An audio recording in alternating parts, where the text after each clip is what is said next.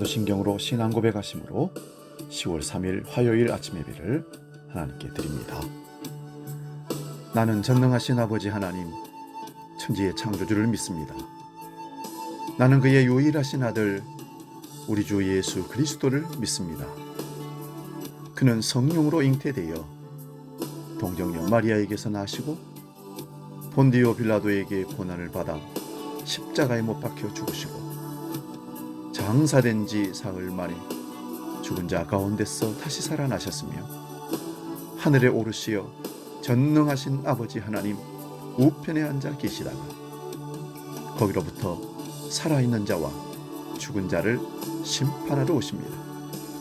나는 성령을 믿으며 거룩한 공교회와 성도의 교제와 죄를 용서받는 것과 몸의 부활과 영생을 믿습니다. 아멘.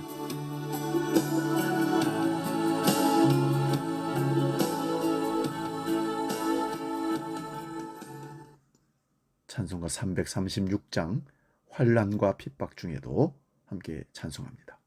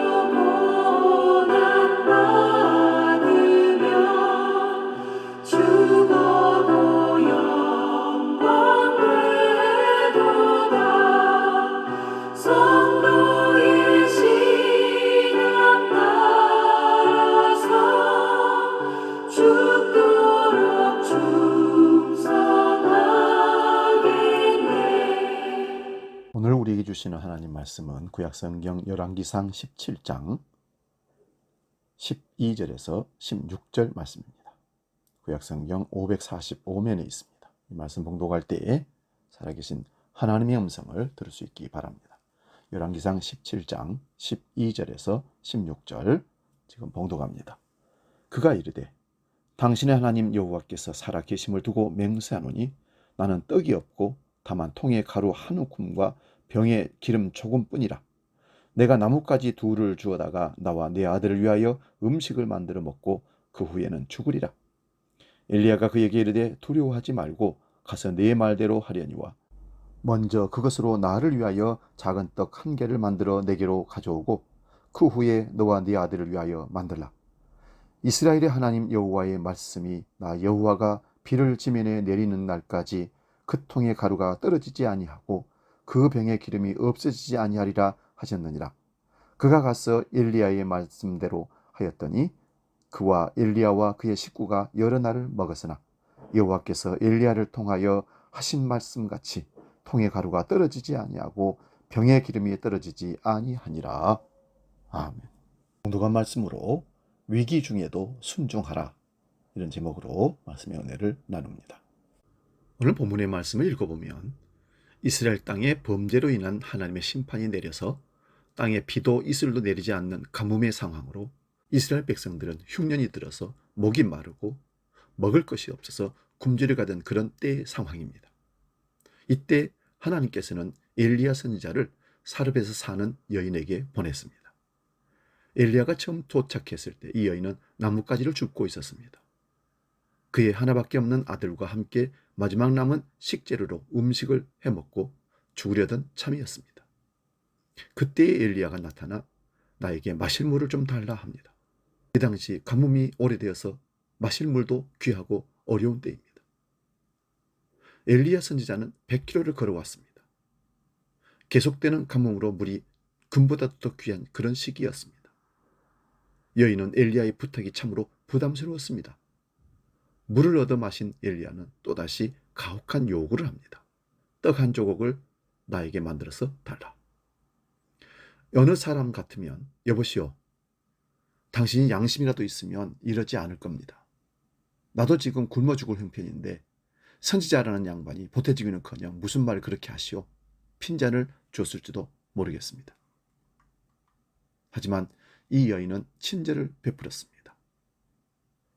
선지자의 말에 순종했다는 말입니다.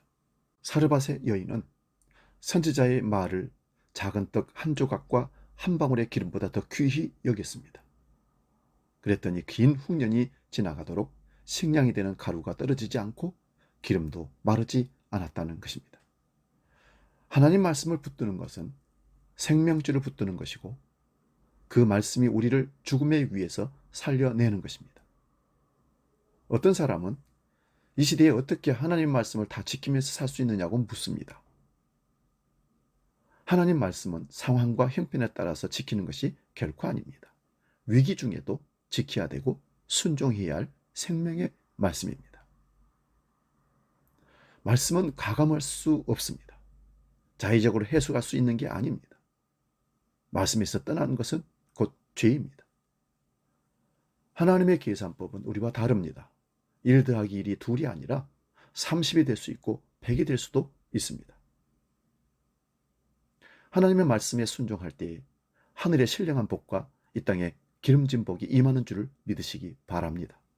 계산하지 말고 따져보지 말고 주를 위해 그저 믿고 순종함으로 헌신하십시오. 어떤 사람은 제 것이 아닌 것을 가지고 교만해야 합니다. 내게 있는 모든 것은 하나님께서 나를 믿고 잠시 위탁하신 것임을 기억하시기 바랍니다. 그 볼품없는 작은 떡 한 조각을 아껴봐야 굶어 죽는다는 사실은 변하지 않습니다. 아껴본들 작은 떡 한 조각일 뿐입니다. 그러나 친절을 베푸는 자에게 하나님은 은혜를 베푸신다는 것도 기억하십시오. 오늘 본문에 보면 사르밧 여인의 아들이 죽게 됩니다. 여인은 왜 나만 살아서 이 같은 고통을 당해야 합니까? 라며 울부짖습니다. 그때 엘리야 선지자가 자신의 몸을 아이의 몸에 3번 굽부려 펴면서 간절히 기도합니다. 간절한 기도와 여인의 순간 믿음은 그리고 그 하나님의 궁일하심으로 아이가 기적적으로 다시 살아납니다. 이 여인은 하나님을 인격적으로 만났고 영원히 살고 구원을 받았습니다. 사랑하는 여러분, 삶의 위기를 만났을 때 우리는 어떻게 할까요? 인생의 주인은 나를 창조하시고 내 삶 속에 개입해 계시는 하나님이십니다. 주를 믿고 의지하는 자를 하나님은 돌보시고 인생의 곤고한 문제를 완전히 해결하시는 능력의 하나님이십니다.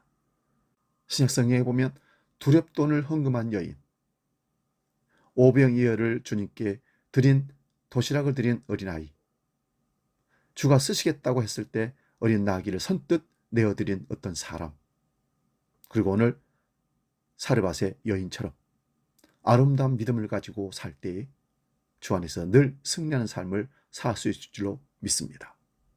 위기 때에도 하나님 말씀에 순종하는 한결같은 믿음으로 살아가면 우리도 이와 같은 복을 누릴 줄로 믿습니다. 기도하겠습니다. 살아계신 아버지, 우리의 믿음이 환경과 여건을 따라서 달라지는 믿음이 되지 않도록 도와주시고 하나님 말씀은 언제든지 슬플 때나 기쁠 때나 아멘으로 받는 순종의 삶으로 나아가는 하나님의 사람들 되게 하여 주시옵소서.